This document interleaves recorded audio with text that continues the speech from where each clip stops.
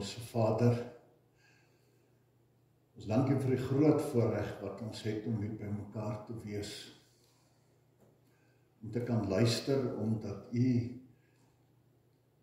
in genade alles moontlik gemaak het, dat ons 'n roepstem kon hoor, deur die eeue heen tot vandag, ons kan tuiskom.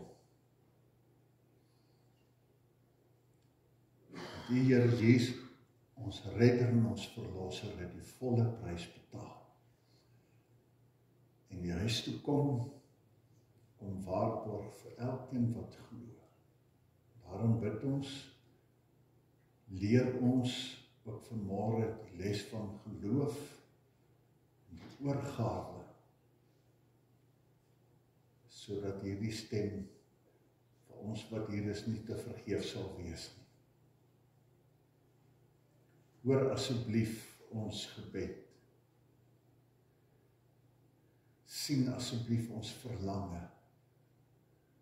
En wees ons genadig as ons in ons nietigheid en verganklikheid voor U buig en hand uitsteek en vir U vra, Here, werk asseblief ook met ons.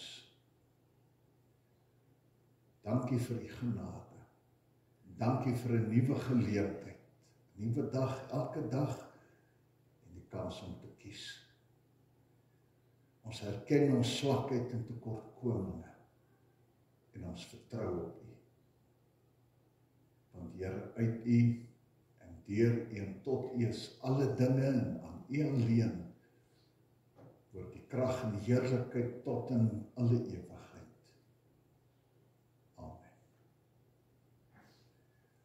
Geliefdes, genade vir julle en vrede van God ons Vader en van Jesus Christus ons Here.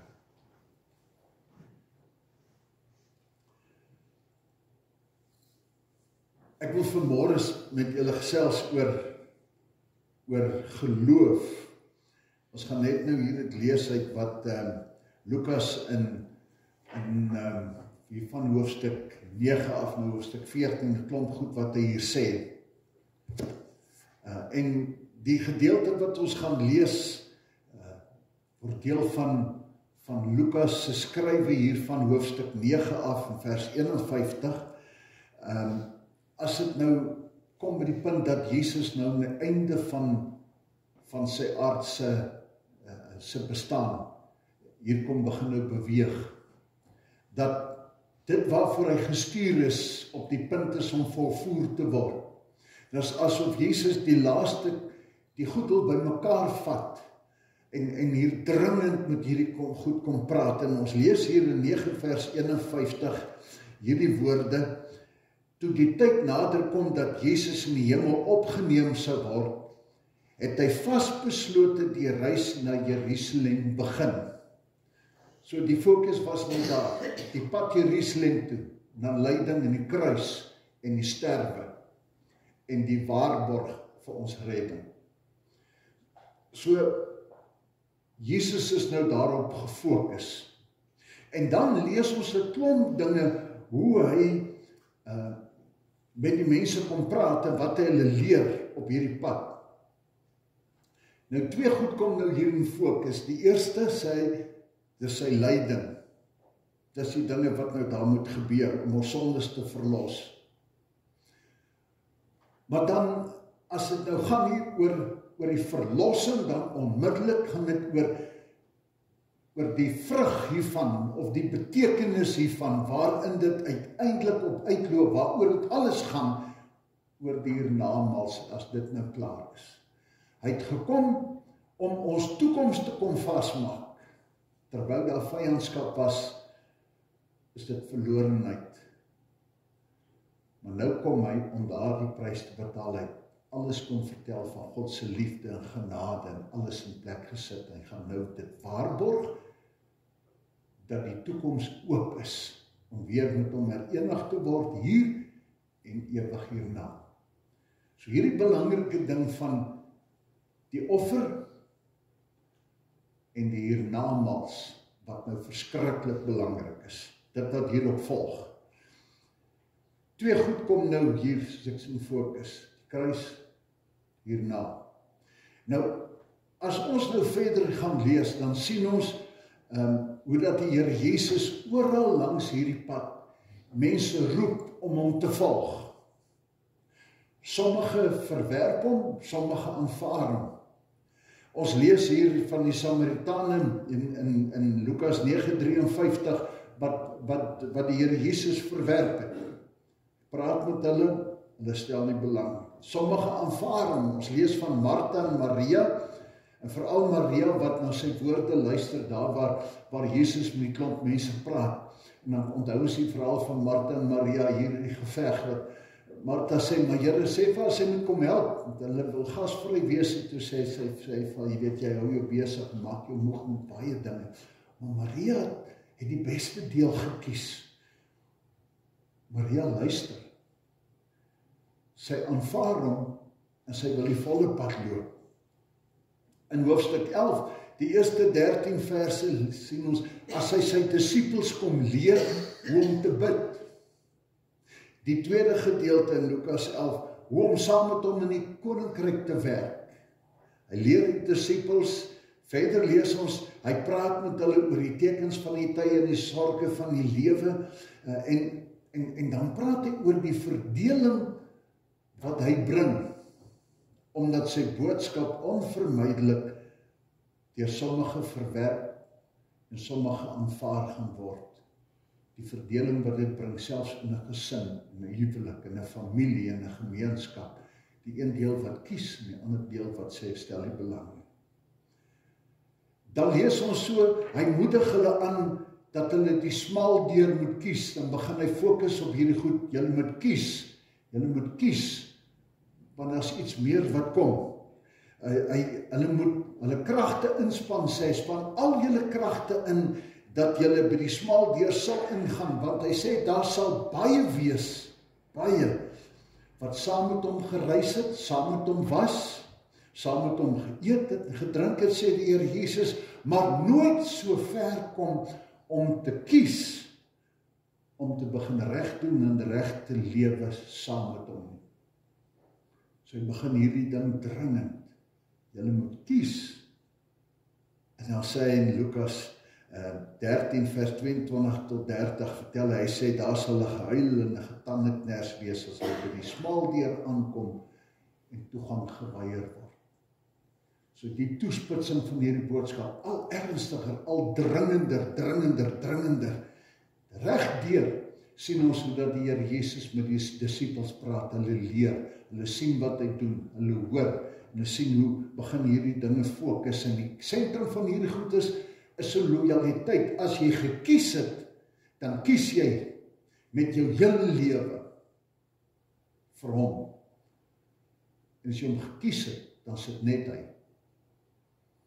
Daar's nie twee dinge hieroor nie. En ons lees ook, soos wat ons net by dit gaan uitkom, hoe dat die Here Jesus dan ook praat oor hierdie verdeeldheid wat gaan kom binne families. En hy vra, maar julle moet my kies. As ons praat oor lojaliteit, dan sien ons hierdie prentjie. Kom ons gaan na sy volgende toe, dan kyk ons hier 'n paar tekste wat hierin kom. Abraham sien ons op pad met Isak na Moria toe, daar na die berg toe. En dan wonder 'n mens nou vir jouself, wat gaan in daai man se gedagtes om? Want terwyl hy daar stap, dan kan mens dink dat hy vir homself vra, wat wil God? Want God het vir hom hierdie woorde gesê, Abraham, vat jou seun, jou enigste, Isak wat jy liefhet, gaan na die landstreek Moria toe en offer jou seun as 'n brandoffer daar op een van die berge wat ek jou sal aanwys. Hierdie skrikwekkende woorde. Genesis, in die eerste boek van die Bybel. Dan hoor ons hier die eis wat God stel. Abraham, jou seun, jou enigste Isak wat jy liefhet, gaan offer hom waar ek vir jou gaan wys. Ek dink 'n mens se wêreld gaan staan stil. Wat gaan deur sy kop aan? Onmiddellik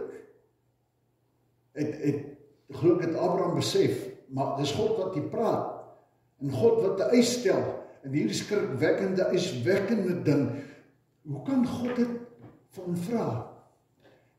Dit maak net nie sin nie. God het vir hom gesê, ek gaan jou vader van 'n menigte nasies maak. Het sê, jou nageslag sal wees soos die sand aan die see.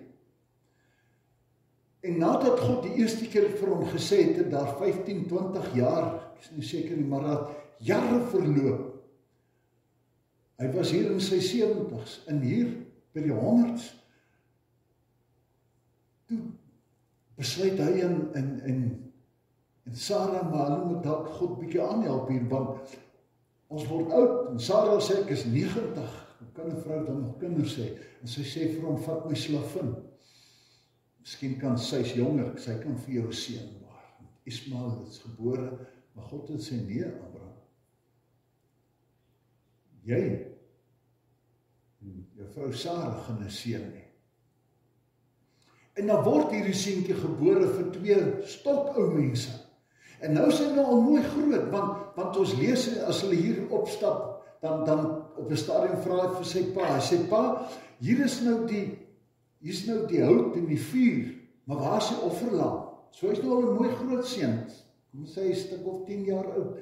So hy sal ver oor die 100. Nou sê God vir hom, hierdie seun, wat julle 20 jaar voor gewag het. Dit is nou al 10 jaar later. En hierdie seun my geoffer. Pas ek nou in hierdie nageslag. Dit maak net nie sin nie. Maar God sê so. God sê so. En al wat hy vir hom kan sê vir sy seun, hy sê, my seun, God sal die offerlam voorsien. Hy is op pad, want God sê so. En dan die volgende sien ons, as hy dan daar gekom het, mens wonder, wat het Isak te sê gehad, toe hy nou die vuur alles het, en sy pa vat hom daar, hierdie ou man wat hierdie jong luiting moes hier vat, en hom nou moet vasmaak, en op hierdie altaar sit.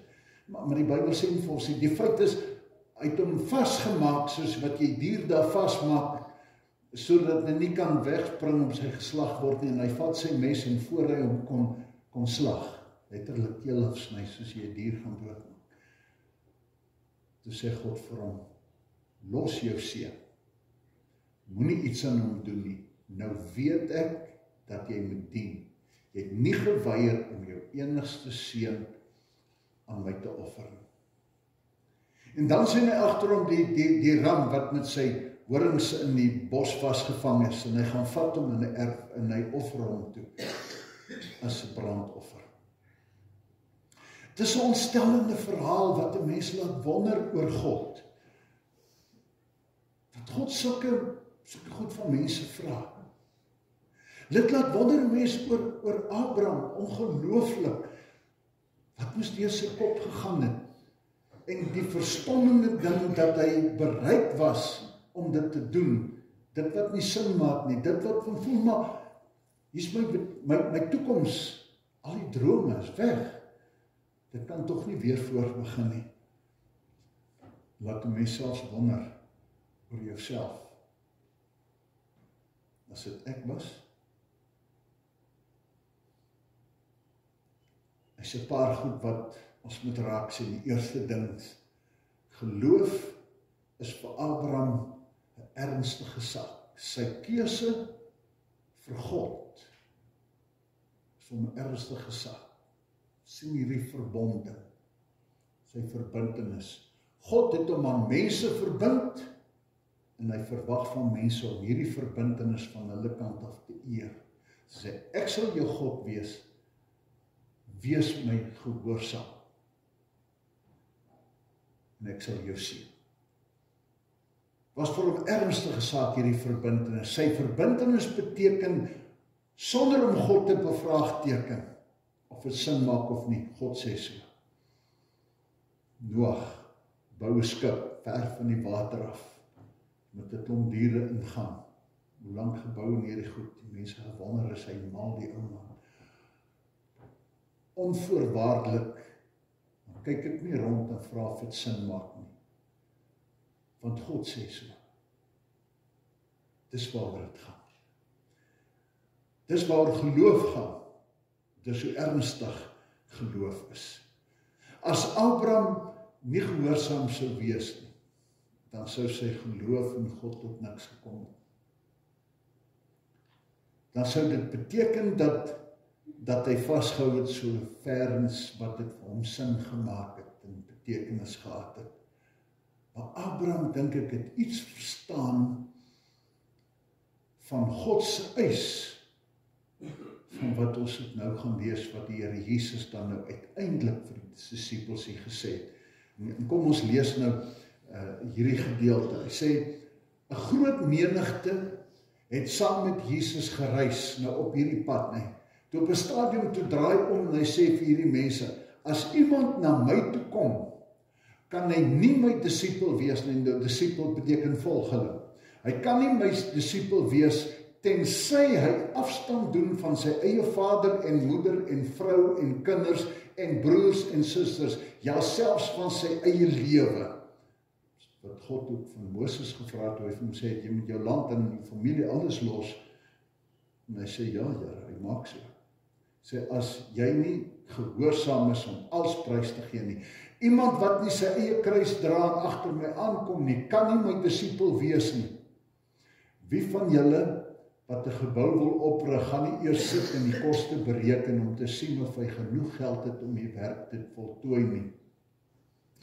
Anders as hy die fundament gelê het en nie in staat is om die gebou te voltooi nie, sal almal dit sien met hom spot dryf.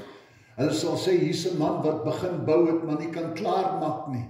Watter koning wat met 'n ander koning in 'n oorlog betrokke raak, sal nie eers sit en oorweeg of hy met sy 10.000 man sterk genoeg is om die ander een teen te staan wat met 20.000 teen hom optrek nie. Anders stuur hy eerder 'n afvaardiging om vredesvoorwaardes te vra terwyl die ander nog ver is.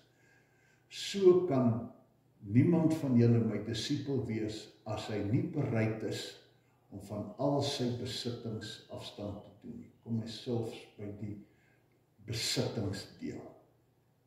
So Jesus sê vir hulle, as iemand na my toe kom, kan hy nie my disipels wees nie, tensy hy afstand doen van sy eie vader en moeder en vrou en kinders en broers en susters, ja selfs van sy lewe. Hier is ons boodskap.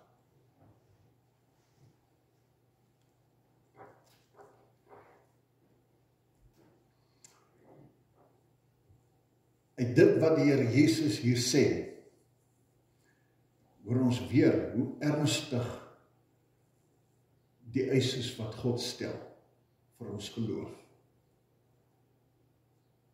Dit wat Jesus hier in die Nuwe Testament vra, het Abraham reeds aan die begin, in die eerste boek van die Bybel, het Abraham reeds gedoen.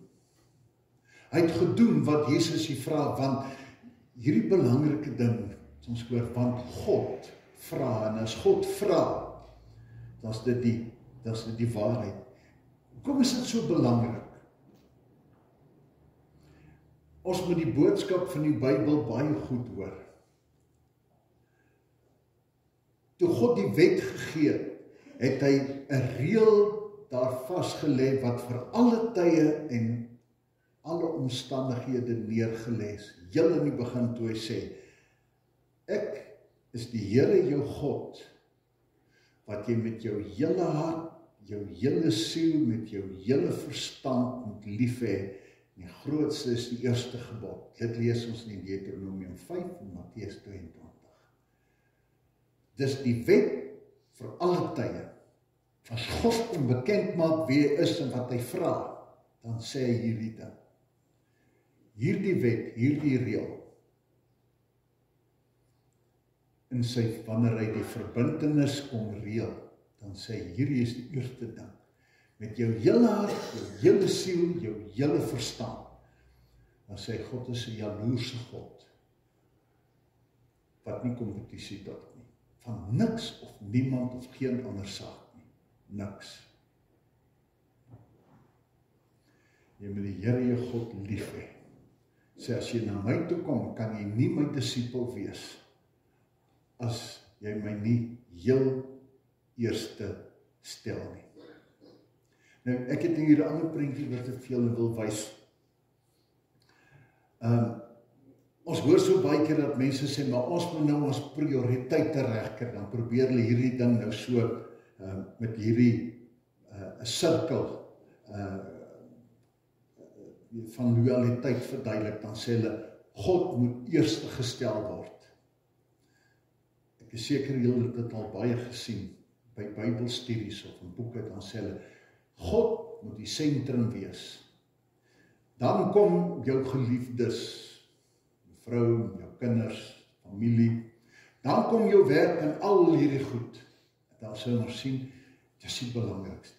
Geef vir God wat hom toekom, en onthou, dan gee vir jou familie wat hulle toekom, en jy moet weet hoe loop die prioriteitslys.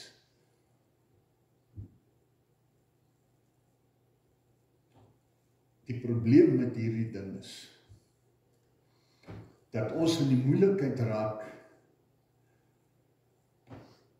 wanneer ons in konflik raak, met my vrou, of my man, of my kinders, of my familie, wanneer hulle nie saamstem met dit wat ek wil doen. Dan begin ons met hierdie dinge, en die Here Jesus het gewaarsku, jy kan nie twee Here dien nie. Sal of die een volg en die ander een verag. En die Here Jesus kom met hierdie ding vir ons sê, hierdie ding werk nie. Dis nie God dit bepaal het nie. Daai rooi kol sê vir ons, hy sê, ek is die Here jou God, die alleen God, en jy moet kies vir my bo alles. Nie 'n prioriteit nie. Hulle kry 'n plek wanneer hulle inval by my gehoorsaamheid aan God. God sê, ek moet alles wees. Maak nie saak wat sê hierdie ander nie. Ek het nie my man of my vrou of my kinders of my familie of my gemeenskap se toestemming nodig. Dis nie iets waaroor ons demokraties moet kom praat nie. God sê, ek is die Here jou God. Ek is God. En wat ek ook al van jou vra, dis die reël en die opdrag. Wanneer gehoorsaam met my in die moeilikheid kan bring, en hierdie loyaliteitslys, dan het ons 'n probleem. Daarom sê hy, stel my eerste in die wêreld moet weet, en almal moet weet, dat ek die eerste en die alles vir jou lewe is. Daarom dat die Here Jesus hier in Lukas 14 sê, julle moet baie mooi dink voor julle kom toets. Dan vra hy hierdie twee vrae van hierdie ou wat die huis wil bou, of die een wat die oorlog wil maak. Dan sê jy moet die koste bereken. Moenie net sê, ja nee, Here, dit klink goed, onthou, op 'n stadium het Josua vir die volk gesê, julle moet die Here dien, toe hulle begin ongehoorsaam raak. Toe sê hy, ja, ons sal. Toe sê hy, nee, julle kan nie, want julle moet hom volledig kies. Toe sê hulle, maar ons sal. Toe sê hy, ek pak hierdie klippe, wat julle getuie gaan wees, dat julle dit gesê het, en as julle nie gehoorsaam is nie, dan sal ek teen julle getuig sê, maar ek en my huis sal die Here dien. Julle kan nie, want julle het ander prioriteite en loyaliteite, dis hoekom dit lyk soos dit lyk, julle wil nie volledig oorgee. So hierdie waarskuwing loop oral deur die Bybel, julle moet mooi dink, en ingeval, ek dink dat hy sê, my besittings is nog een kant, dan sê hy, sommer op die laaste versie, en as jy met sommer alles vir jou kan prys gee. Onthou julle die ryk man wat na Jesus toe gekom het, en vir Jesus gesê het, hy is volkome gehoorsaam in die wet en alles, en wat moet hy doen in die koninkryk kom? Dus hy nou hierdie ouetjie wil nou al hierdie mooi goed sê, kyk wat doen ek alles. Toe wil hy hom toets of hy dit bereid is om vol uit te gaan, toe sê hy, kort net een ding. gaan terug en verkoop al jou goed en gee dit vir die armes. Sy het bedroef geword en weggedraai. Hierdie boodskap is ek bereid om te sê, ja Here, wat U ook al vra, of dit sin maak of nie. Geloof is vir God 'n ernstige saak. Daar's net een persoon in my lojaliteitssirkel, en dis God. Dis wat Abraham se verhaal vir ons lees, dis wat die Here Jesus wil sê, dis wat die wet vir ons vra, alles of niks. Dis die keuse en die vraag wat ons vir onsself moet vra. Dikwels voel ons, daar's 'n koudheid, voel ver. Dan die Bybel vir ons sê, maar dis wat gebeur as ons God op 'n afstand hou. As hy in sy sirkeltjie ernstig gebeere word, en ek nou by tye ander prioriteite het wat nou moet gedien word, en hy moet jy wag, ek gaan vandag kerk doen, ek wil eers dit, ek wil eers dat doen, ek gaan nie nou my Bybel lees, ek het nou tyd om te bid nie, ek het, God moet en ons raak baie keer so betrokke by die kerk en goed, jong, ek bou en ek breek en ek verf en ek werk en ek gaan te kere, alles by die kerk is ongelooflik die ure en die tye in my lewe wat ek betrokke was, maar die Here moet net nie hierdie ding vir my vra nie. Miskien dat ek van my trotsheid afsien en gaan regmaak waar ek te nagekom het. Die minste moet wees van vergifnis vra. Iets ernstig. Die Here sê, hart, siel, verstand. Geloof is nie 'n speelietjie nie. Was nie vir Abraham 'n speelietjie, was 'n ernstige saak. Ingrypend, die verskriklikste ding, en hy het ja gesê. Daarom is dit so belangrik dat ons by die Here moet kan hoor met ons lewens wat Abraham gehoor het, dat hy gesê het, nou weet ek dat jy my dien. Nou weet ek dat ek met my lewenskeuses ook by God die goedkeuring kry. As hy sien dat waar ek ook al is, dat ek die keuse maak, en ek doen wat reg is, want dis wat hy vra. Dat ons vandag besef, my keuse met die Here is die ernstigste saak van my lewe, want dit gaan oor dit wat kom. Nie almal wat vir my sê, Here, Here nie. As jy nie bereid is om die volle pad te loop nie. Die Here sê, bereken is 'n ernstige saak. Ons moet nie oor hierdie goed uitstel nie. Ons word dikwels getoets. Ek dink, almal van ons, as ons mooi dink, kan ons in geleenthede dink, waarop ons kies, waar ek moes opstaan, waar ek moes ja sê of nee sê, of moes opstaan en uitloop, hoe dit ook al. Ons word getoets, of ons die Here onvoorwaardelik volg en in hom glo, om nie net die skrif te hoor nie, maar om dit te doen. Hoe ontstellend of ingrypend en swaar die eis ook al vir my nagvoeling wees. En hy sê, bereken dit. Almal van ons nodig het ons ernstig tyd en plek maak vir hierdie vraag wat die Here Jesus ook hier stel. Wat sal my keuse wees? En die keuses is ingrypende, geweldige keuses. Dis keuses wat gelowiges oor die eeue gemaak is, wat moes opstaan, en keuses, en as hulle nie die regte keuse gemaak is nie, dan is hulle ter dood veroordeel. Soms is hulle dood geskiet, soos Bonnie, vir ander kere is hulle met pik bestryk, met lappe om hulle gedraai en pik, en dan hulle in 'n paal vasgemaak, hulle aangesteek en die brand gesteek, tot vermaak van die ander. Die ander is in arenas gooi en deur diere gevreet te word. Maar jy het 'n kans, verwerp hierdie God, dan kan jy lewe. God vra nie altyd dit van ons nie. En dikwels moet ons besef, ons kan nie eers in die geselskap dikwels onderhou of wegstap nie. Wat nou nog vir hierdie groot keuse? Maar elke keuse vir die Here begin met die kleinste dingetjies, waar ek leer om die Here te volg, ook in die kleinste dingetjies, om elke dag my keuses te maak, om bewustelik te lewe dat ek in alles wat ek doen, in elke omstandigheid die keuse maak, dat dit 'n lewensreële, lewenswyse word, waar ek nie eens hoef te dink nie,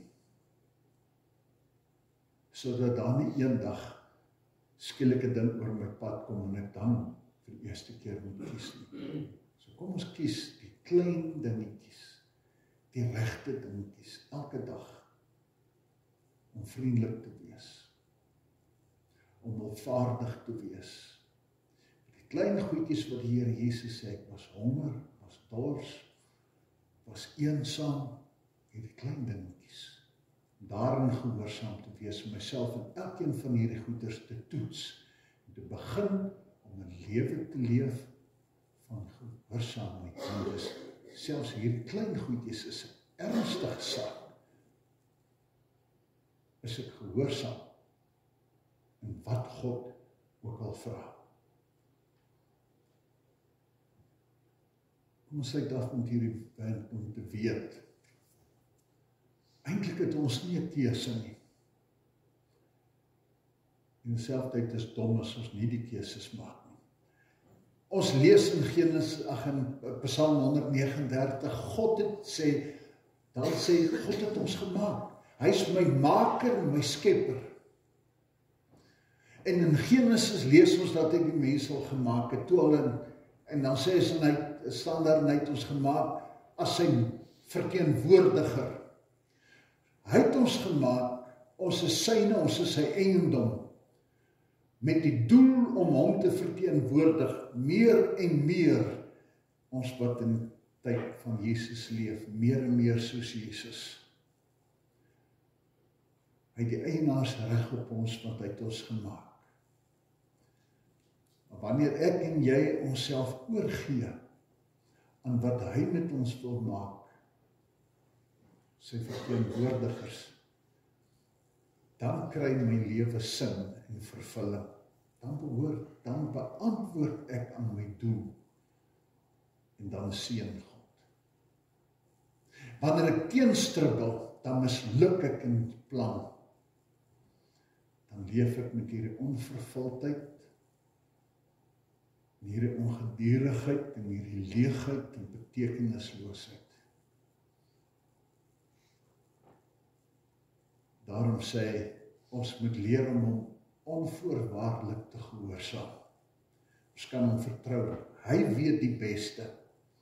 En hy wil die beste met ons lewens doen, en die beste in ons lewens laat gebeur, as ons hom vertrou, dat dit gebeur op die pad wat hy vir ons wil lei. Ag, ons vanmôre baie mooi hoor, mag ons tyd gaan maak, nie net hier kom hoor, maar dat ons hierdie boodskap saam met ons vat, ergens vandag en hierdie week, om nie weer die berekening te maak. Het God, die klein plekkie, so rooi kolletjie in my lewensbestaan, die klein kolletjie daar in die middel, of het God my hele lewe, my alles, as hy my alles is, dan erf ek ook sy alles. Die hemel in al sy heerlikheid, en in hierdie lewe, sy loyaliteit aan ons, om te sê, ek is by julle al die dae, ek sal vir julle krag gee, Ek sal by julle wees, ek sal julle leer, ek sal julle onderrig, ek sal julle vashou, ek is by julle. Mag die Here ons genadig wees, dat ons hoor hierdie dringendheid. Hy sê, dit is alles of niks. Want sy genade hang hiervan af. Alles, sy volle maat of niks. En die keuse lê by my en jou. Amen. Hemelse Vader, baie dankie dat U die genadige God is wat vanmôre weer tot hier by ons kom, hier in die suidpunt van Afrika, Suid-Afrika, Noordwes, Kaapstad, die kerkgebou, hierdie erf op die hoek. Hier is U vanmôre. Kom hier na hierdie klein klompie mense wat hier by mekaar is en kom praat hier met ons en bring hierdie dringende boodskap hier by ons en sê vir ons, bereken, besluit, as jy myne of nie. Here, ons wil die volheid hê, soos U beloof het, maar help ons om te besef, as ons U die volheid van ons lewe gee, sal ons die volheid van die teenwoordigheid en die seën ook kan belewe. Net dan. Ons bely ons swakheid, en ons tekortkominge, en ons stikkend. En ons vra vir genade. Ons dankie vir die genade oomblik om dit weer vanmôre te kon hoor. Kom ons ongeloof en ons swakheid te help, ons bid dit in Jesus naam.